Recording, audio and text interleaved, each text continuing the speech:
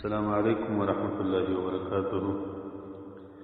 د محترم ورور پوښتنه کړې ده چې ما ته شیطان ډېرې وسوسې په لمانځه کې راځي،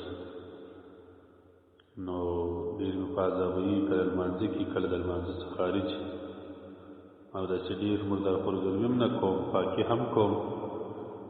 ایا د دې وسوسو سبب څه وي چې شیطان خلکو ته وسوسې ورچوي، او د دې علاج به څه وي چې سړي ته شیطان وسوسې ورواچوي، څه رقم به د ځانه سره وسوسې دفع کوي؟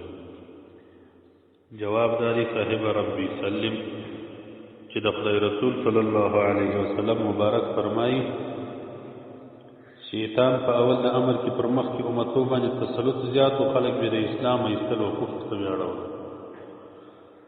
خو دې امت کې رب العزال د تسلط تور کم کړی دی، او خلک د کفر اسلام څخه او کفر ته چې نه واړي، نو کوشش وکړي چې وسوسې ورواچي. وګوره په دې وسوسو به سړی خوا بدوي نه، دا د ایمان علامه ده. که سړي ته شیطان په زړه کې وسوسه ور اچول، دا د ایمان علامه ده. نبی کریم صلی الله علیه وسلم مبارک فرمایي، مسلم شریف حدیث دی کتاب الایمان کې باب فی الوسوسه، صاحب د مشکات هم نقل کړی دی اول جلد کې، دغه باندې باب مشکات شریف کې شته. نبی علیه الصلاۃ والسلام مبارک ته صحابه کرام راغلل و یا رسول الله انا نجد فی انفسنا ما يتعاظم احدنا ان يتكلم به. کله کله یا رسول الله صلی الله علیه وسلم داسې خبرې په زړه کې راګرځي چې وی کو ډېره غټه ګناه یا بول ډېره عظیمه ګناه به راته وسي، داسې خبرې شیطان په زړه کې راځي. نبی کریم صلی الله علیه وسلم مبارک ورته داسې خبرې په زړه کې درچې صحابه ورته وو. نبی علیه السلام ورته ذاک صریح الایمان، دا د صریح ایمان علامه ده چې چاته شیطان په زړه کې داسې وسوسې ورچي. ولی محدثین دغه حدیث مبارک لاندې لیکي چې ځکه شیطان غل دی، غل و هغه کور ته و هغه ځای ته ور اوړي چې په کم کور په کم ځای کې مال موجود وي. شیطان د ایمان غل دی چې په کم ځای کې ایمان قوي کېږي، شیطان دغه د قدر زور پر کوي، حملې پر کوي. بل چې ایمان څومره قدر ضعیف دی، شیطان بیا په هغه ځای باندې ډېر کار نه لري.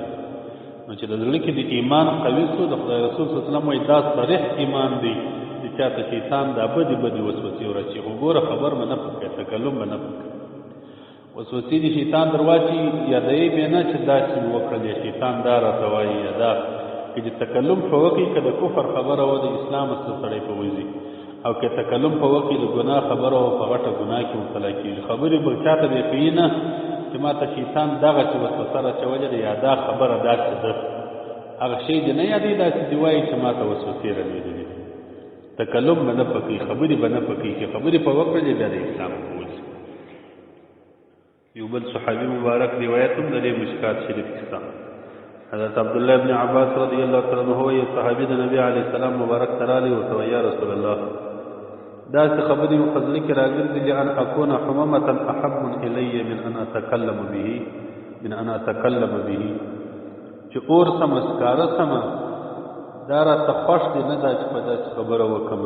په زړه کې شیطان راګرځي داسې خبرې د رب العزال په شان د رسول الله صلی الله علیه وسلم په شان. نبی کریم صلی الله علیه وسلم حمد باندې وایي الحمد لله الذي رد امره الى الوسوسه. حمد وي خو تعالی جل جلاله چې د شیطان اخري کار وسوسې ته راورسېدي.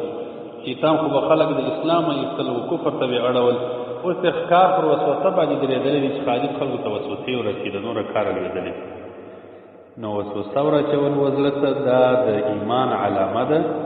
دا چې شیطاني وسوسې څونه ډېرېږي، ایمان قوي کېږي، هلته شیطاني وسوسات ډېرېږي. او خاص کر به په لمانځه کې چې وسوسې ورچي، د دې شیطان نوم دی خنزب.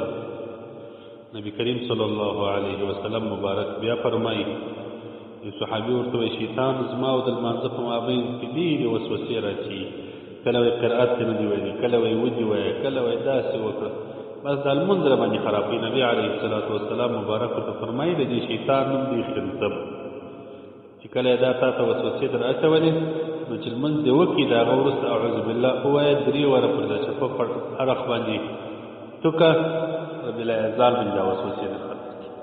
صحابي مبارک یې هغسې مې وکړل چې لمونځ مې وکړي د وسوسې را اچولې، سلام مې وګرځوي اعوذ بالله من الشیطان الرجیم 3 وارې پر دا چپه اړخ باندې تو کړله، رب العزال هغه وسوسې رسده کړي. نو دغه شیطان چې په لمانځه کې خلکو ته وسوسې ورکړي نوم یې دی خنزب. یا بل روایت کې راځي د الغنیې ما مخکې ذکر کړی نوم یې دی حدیث. د حدیث په نامه یو شیطان ستا خلکو ته لمانځه کې وسوسې ورکړي. اهل حدیث دا معنا هغه د شیطان ملګري چې خلک په لمانځه کې وسوسې ورکړي. دا اوس چې د اهل حدیثو په نامه کوم فرقه ده دا هم هغه ته منسوبه ده. یو بل روایت هم د دې راځي. حضرت ابو هريره رضی الله تعالی عنہ مبارک فرمایي نبی کریم صلی الله علیه وسلم بویل لا يزال الناس يتساءلون، همیشه د انسانان سوال کی حتى يقال هذا خلق الله الخلق فمن خلق الله.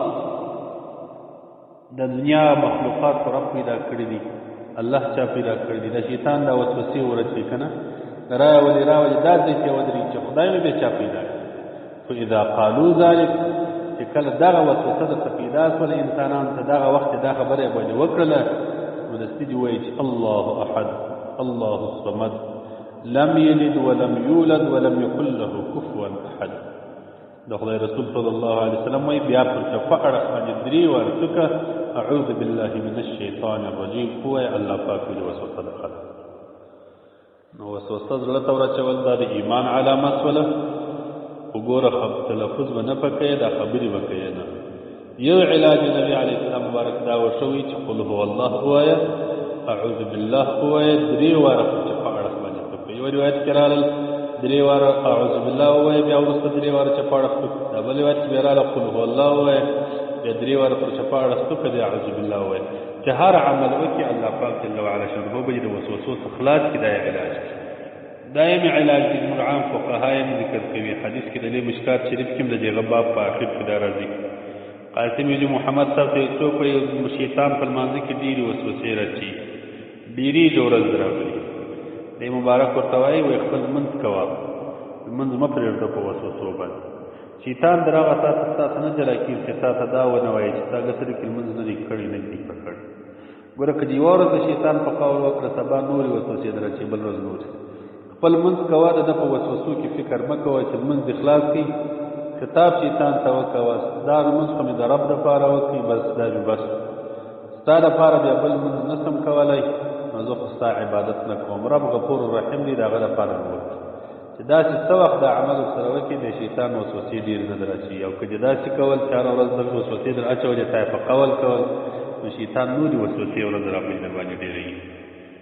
خیر التوضیح اول جلد کې یو سل شپږ څلوېښتمه صفحه کې د حفیظ ابن القیم رحمه الله څخه د شیطان د وسوسو د دفع کېدو لپاره 10 وظیفې نقل کړي دي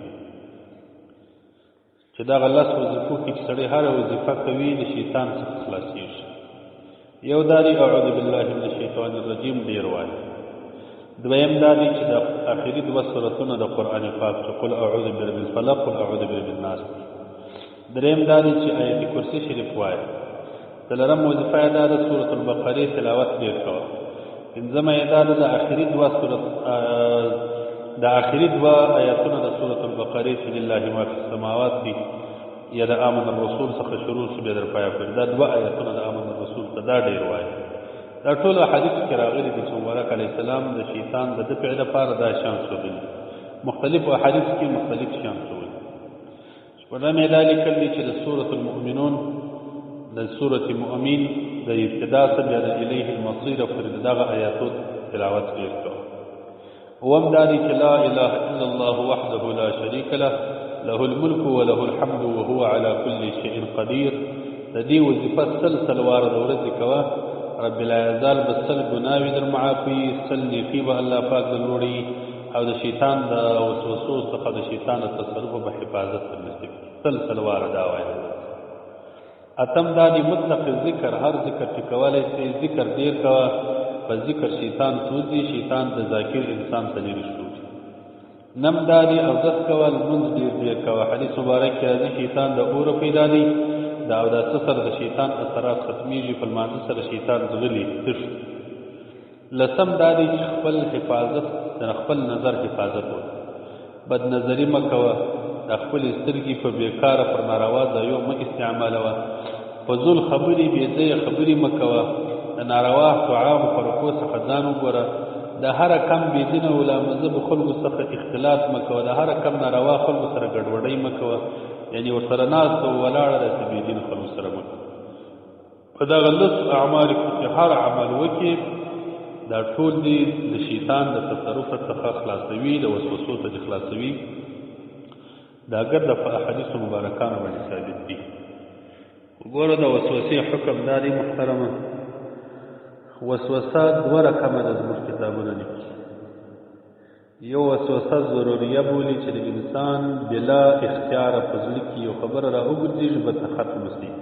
په دې رب لا یزال هیڅوک نه نیسي، لا یکلف الله نفسا الا وسعها. په دې باندې تاسو تعالی جل نه نیسي، په دې نه ګناهګار. یو بیا وسوسه اختیاریه ده چې په زړه کې پیدا شي، بیا ورسره موجود وي، په زړه کې دې تصور وکړي یو شی ورته راوګرځېږي. دا وسوسه اختیاریه چې ده، په دې کې خبرې شته. دا بیا علما کرامو تقسیم کړې ده. یو ته وایي خاطر، داسې یو خیال چې په زړه کې پیدا شي، یو ګړی قرار هم ونیسي. په زړه کې یو فکر درته پیدا شو، د دې په زړه کې قرار هم نیولی وي، خو یو داعی نه موجود چې دا شی پیدا کړي. یعنې د تصور داسې ضروري او اختیاري ډېر نه وي، ته یو داسې شی نه درته موجود چې د هغه په خاطر دا وسوسې درته پیدا شي. دې باندې خو تعالی جل نه نیسي. یو ته وایي حدیث النفس، هغه بیا دا ته ویل کېږي چې په زړه کې دا وسوسه پیدا شي، یو داعی موجود وي، یعنې یو داسې شی موجود وي چې د هغه په خاطر پیدا شوی وي. وګوره یوې خوا ته له ترجیح نه وي چې یا دا کار دی یا نه دی، یا یې وکړه یا یې مه وکړه. بس یو وسوسه په زړه کې راوګرځېدل، یا یو ګناه وسوسه مثلا یو سړي ته راوګرځېدل، یو داعی موجود و چې مثلا بیا د بید معافي یو سړي پردي نامحرمه ښځه ولیدل، نو یې د ګناه وسوسه ورته راولوېده. هرې داعی موجود شو او وسوسه موجوده شوله. اوس یې بیا هم پر هغه سربیره د کولو یا د نه کولو خواته خبره نه وي چې وکړه یا مه کړه، دغسې وسوسه ورولوېده. په دې رب العزال سړی نه وي. درېیم چې دي هغه بیا هم بولي، هم بیا دا بولي چې یو سړي یو داعي یو شی موجود شي، د هغه وروسته وسوسه ورته پیدا شي او یو خواته یا کول یا نه کولو خواته لږ یو ترجیح هم پیدا شي، خو هغه ضعیفه ترجیح وي. په دې باندې رب العزات سړی نه وي. مثلا د زنا او خواته د سړي لږ ترجیح پیدا شو، خو ما د په زړه کې لږ دغه فکر دې خواته زنا وګرځېدی، ډېر نه.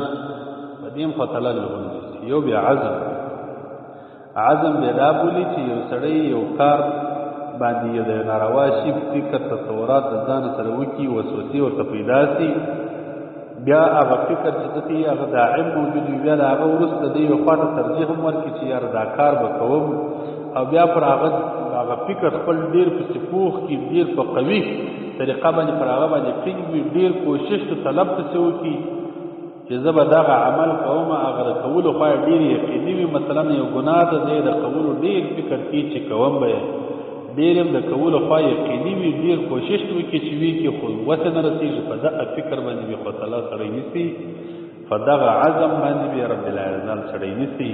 ولکن یؤاخذکم بما کسبت قلوبکم، حدیث مبارک کې راځي رب العزال هغه چې زړونه د یو شي عزم وکړي په هغه خو تعالی جل بیا سړی نیسي. یا حدیث مبارک کې راځي چې قاتل او مقتول چې دواړه په اور کې دي، یو سړي بل سړي قتل کړي، د خدای رسول صلی الله علیه وسلم وايي اخر کې زمانه به دواړه جهنم کې ولی. صحابي پښتنه وکړه، یو خو مقتول دی مظلوم دی، دا بل خو قاتل دی، یو خو قاتل دی ظالم دی، دا بل خو مقتول دی مظلوم دی، هغه ولې ورته دی؟